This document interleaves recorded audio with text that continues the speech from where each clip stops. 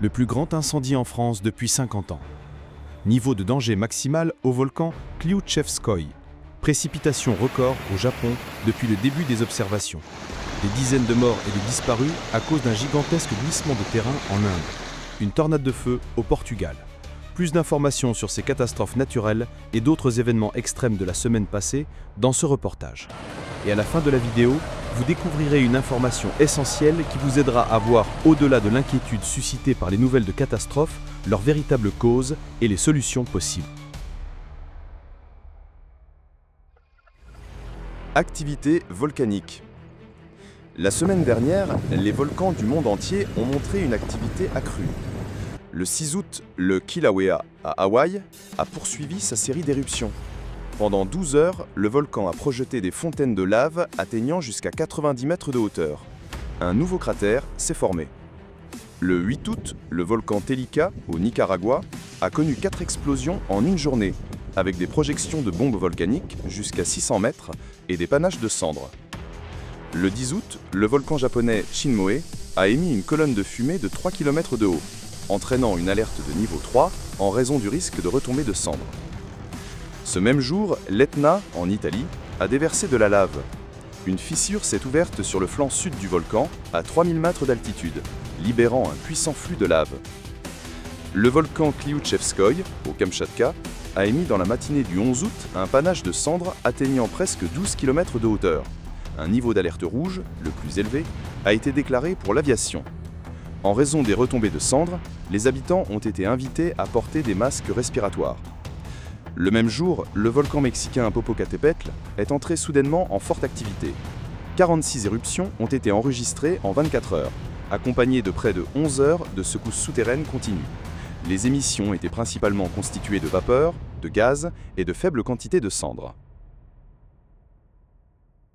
Japon. À partir du 8 août, de fortes pluies se sont abattues sur l'île japonaise de Kyushu, provoquant d'importantes inondations et des glissements de terrain. De nombreuses rivières sont sorties de leur lit, inondant des routes et des quartiers résidentiels.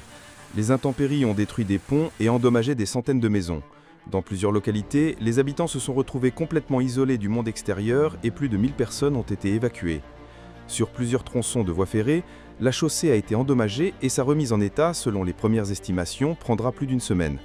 Des dizaines de vols ont également été annulés. Dans la ville de Kirishima, préfecture de Kagoshima, il est tombé en seulement 12 heures 495 mm de précipitations, ce qui représente plus de 2,5 fois la moyenne mensuelle, un record absolu depuis le début des observations. Dans un camping près des villes d'Aira et de Kirishima, 40 personnes, dont des enfants, se sont retrouvées isolées à cause de chutes de pierres et d'arbres déracinés.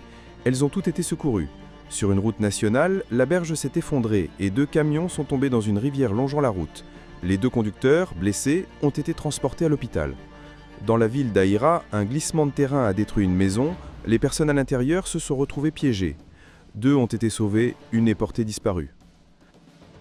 Un record absolu depuis le début des observations météorologiques a été enregistré le 11 août dans la préfecture de Kumamoto, où il est tombé localement en 12 heures plus de 2 fois la moyenne mensuelle des précipitations.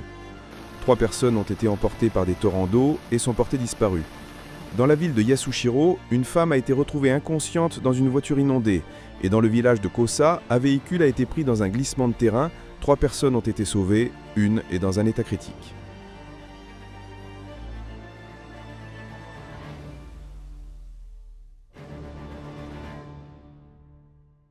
France. Du 5 au 7 août, le département de l'Aude a été le théâtre du plus vaste incendie de forêt qu'ait connu le pays depuis un demi-siècle. Le Premier ministre français a qualifié l'événement de catastrophe d'une ampleur sans précédent. Le vent fort, la chaleur et la sécheresse ont transformé l'incendie dans le massif des Corbières en un phénomène incontrôlable. En 2 jours, le feu a ravagé 16 000 hectares, détruisant ou endommageant 36 maisons et des dizaines de véhicules dans 15 communes. De nombreuses personnes dont les habitations ont été épargnées se sont retrouvées entourées de terre brûlée et de cendres, incapables d'imaginer comment continuer à vivre. Des milliers de foyers ont été privés d'électricité. Pour lutter contre les flammes, des renforts ont été mobilisés dans tout le pays. Plus de 2100 pompiers, 600 véhicules, ainsi que des hélicoptères et des avions. 2 habitants ont été blessés par les flammes et hospitalisés. 16 pompiers ont été intoxiqués par la fumée. Une femme, piégée chez elle par le feu, a malheureusement perdu la vie. Peut-être pouvoir les sauver. Donc ils ont été mis en urgence. On rappelait des collègues pour qu'ils viennent. Notamment, ils ont fait déjà évacuer mes parents. Donc ça, on leur doit beaucoup pour ça. Et ensuite... Portugal. Depuis le 9 août, le Portugal est de nouveau touché par de nombreux incendies, dont un particulièrement violent s'est déclaré dans la municipalité de Moimenta da Beira. Le feu s'est approché dangereusement de certaines localités. Dans la région d'Alvite, les flammes ont donné naissance à un phénomène rare et dangereux, une tornade de feu. Environ 500 personnes ont été mobilisées pour lutter contre l'incendie, avec 124 véhicules et 10 avions engagés. En août de cette année, la superficie touchée par les incendies au Portugal est déjà 6 fois supérieure à celle de la même période en 2024.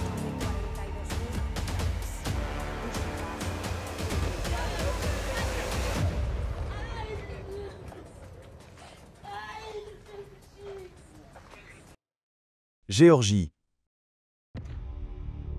Les 9 et 10 août, de fortes pluies se sont abattues sur l'ouest de la Géorgie, provoquant d'importantes inondations et des glissements de terrain.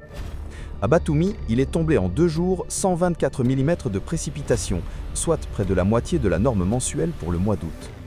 Les fortes averses ont transformé les rues de cette ville balnéaire en rivières.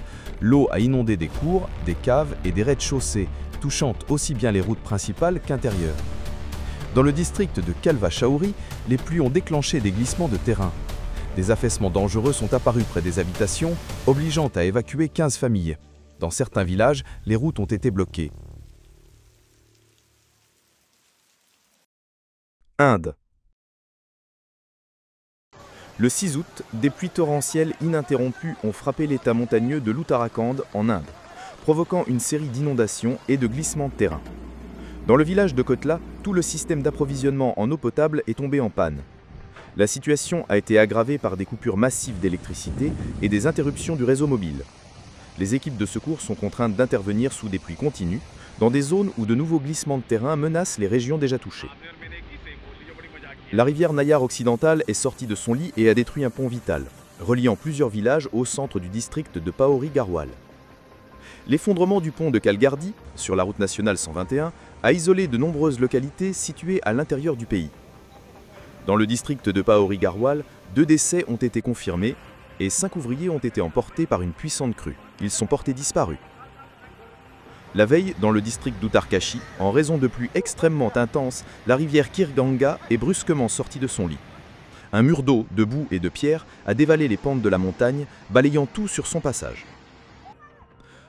Dans le village touristique de Darali, lieu d'arrêt pour les pèlerins hindous, le puissant torrent a détruit des dizaines de maisons ainsi que des commerces, des hôtels et des routes.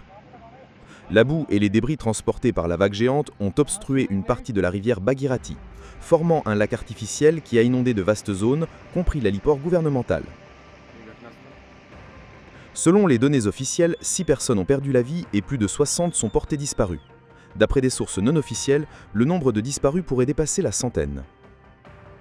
Au cours des 10 dernières années, les catastrophes naturelles dans l'état d'Uttarakhand ont fait près de 3500 victimes. Selon des études, depuis 2010, on observe dans la région une augmentation de la fréquence et de l'intensité des fortes pluies, des crues soudaines et des ruissellements de surface, ce qui a déjà fait de cet état un foyer d'événements hydrométéorologiques extrêmes.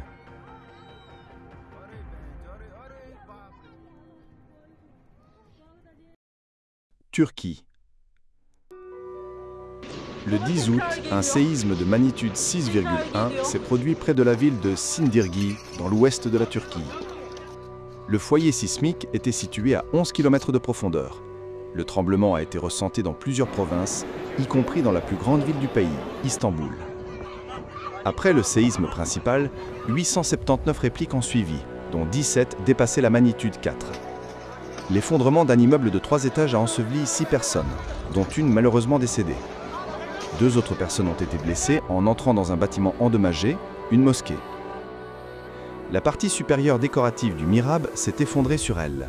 L'une d'entre elles est décédée en hôpital par la suite. Au total, 52 personnes ont cherché une assistance médicale après le séisme. Les personnes craignant de retourner chez elles ont passé la nuit à la Belle Étoile. îles Mariannes. Le même jour, 2 secousses puissantes ont été enregistrées dans la région des îles Mariannes. Pourquoi les séismes dans cette zone provoquent une inquiétude particulière est expliqué dans la vidéo à un pas de la catastrophe. Le premier séisme, de magnitude 6,1, est survenu non loin de l'île de Guam. Moins d'une heure plus tard, une réplique de magnitude 5,4 s'est produite. Russie. Le 10 août, une violente tempête a frappé la République du Daghestan. Dans certaines zones, près de 80% de la normale mensuelle de précipitations sont tombées en quelques heures. Cela a eu des conséquences graves. Routes et cours ont été submergés. Des voitures emportées par des flots destructeurs ont révélé la désagrégation du sol et de l'asphalte sur plusieurs tronçons. Dans la capitale Makhatchkala, l'électricité a été partiellement coupée, privant les ascenseurs et les pompes d'eau de fonctionnement. Dans le district d'Unsukul, les fortes pluies ont déclenché d'importants éboulis de roches et des coulées de boue. 4 tronçons de routes républicaines, dont le tunnel de Jimri, artère clé de la région reliant les zones montagneuses au centre, ont été endommagés puis temporairement fermés. Des vents violents, de fortes averses et de la grêle de la taille d'un œuf de caille ont frappé aussi le district de Gunib, endommageant véhicules, toitures et lignes électriques. Les rues de la ville de Derbent ont été noyées. À Kaspeisk, un éclair a provoqué une explosion dans une sous-station, privant d'eau la ville voisine d'Izberbach. Au total, 676 transformateurs ont été coupés à cause des intempéries. Plus de 130 000 personnes se sont retrouvées privées d'électricité. Chine. De pluies extrêmes se sont abattues sur près de la moitié de la Chine, de la cuvette du Sichuan jusqu'à la région de Huanghuai. Les météorologues notent que, cette année, les précipitations sont visiblement mal réparties, très intenses et très localisées. Dans la nuit du 8 août, des pluies diluviennes ont provoqué des inondations soudaines et dévastatrices dans le comté de Yuzhong, province du Gansu, et dans les zones adjacentes. Dans la région de Xinglunchang, une quantité record de 220,2 mm de pluie est tombée. Les habitants ont déclaré qu'ils n'avaient jamais observé de pluie aussi intense durant leur vie. Des masses colossales de boue, de sable et de débris ont envahi les routes. Plus de 4000 personnes et plus de 1300 foyers ont été isolés du monde extérieur. Dans le village de Maliantan, un glissement de terrain a fait 3 disparus. Au total, 15 personnes ont péri et la disparition de 28 autres reste non élucidée. Le 6 août, dans la province du Guangdong, les pluies torrentielles ont continué. L'un des sites touchés fut le centre nautique de Beijiang, récemment inauguré dans le district de Changwan. Il a coûté plus de 4 millions de dollars. Ouvert le 2 août, il a été brutalement frappé par la tempête 3 jours après son inauguration. Les eaux de ruissellement ont emporté une partie des installations. Selon le personnel, le site avait passé les contrôles de sécurité, mais n'était pas conçu pour résister à une inondation d'une telle intensité. Le 7 août, une alerte rouge aux pluies a été lancée à Zhangzhou, dans la province du Henan, alors que quelques jours auparavant sévissait une sécheresse. Plus de 100 mm de précipitations sont tombées dans certains secteurs, provoquant l'arrêt d'activités industrielles, administratives, scolaires et l'annulation de rassemblements. Les fortes crues ont représenté un véritable danger pour les habitants. Les vagues emportaient les piétons, les voitures flottaient. Un conducteur a raconté rester coincé dans un tunnel, l'eau atteignait déjà les vitres en 10 minutes. De nombreuses personnes ont abandonné leur voiture et utilisé des échelles pour sortir du tunnel inondé.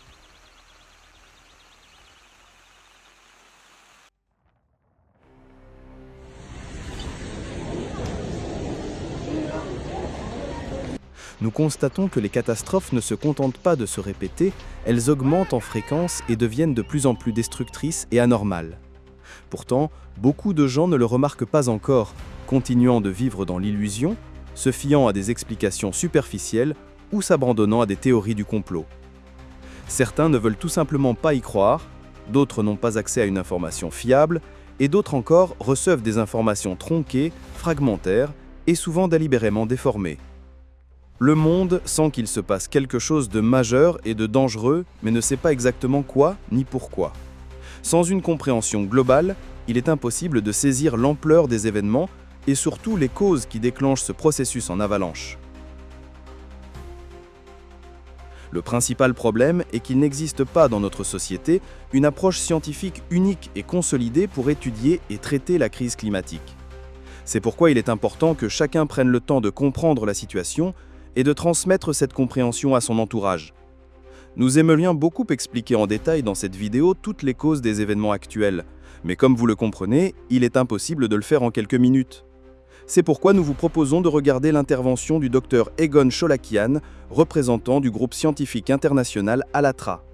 Dans cette vidéo, les liens de cause à effet profonds concernant le climat de la planète sont expliqués de manière claire et accessible afin que chacun, quel que soit son niveau d'éducation ou son domaine d'activité, puisse comprendre. Le monde doit enfin voir une image complète, ce qui est réellement à la base de la déstabilisation croissante et des anomalies climatiques, et comment tout cela est lié au processus atmosphérique, à l'écologie et aux changements géodynamiques globaux. Et le plus important, le Dr Cholakian propose une solution concrète qui pourrait être la dernière chance pour l'humanité d'éviter une catastrophe.